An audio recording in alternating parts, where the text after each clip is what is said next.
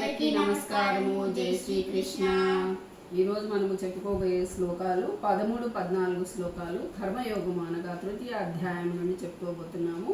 ముందుగా మనం ప్రార్థనా శ్లోకంతో మొదలు పెడతాము.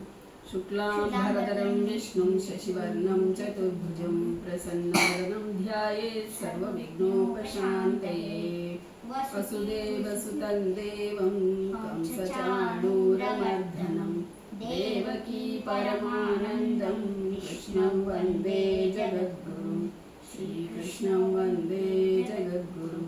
జై శ్రీకృష్ణ. అందరికీ మొదలు పెడతాము. మెల్లిగా చెప్పున్నాను.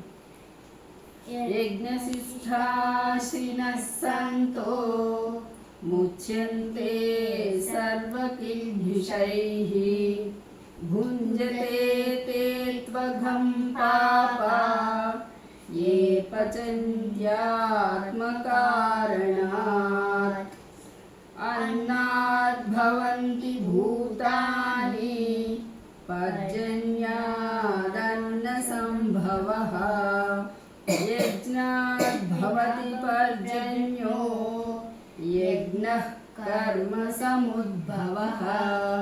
जय श्री कृष्ण. అందరికీ లైక్ చేయండి, షేర్ చేయండి, సబ్స్క్రైబ్ చేయండి. Thank you. ధన్యవాదాలు.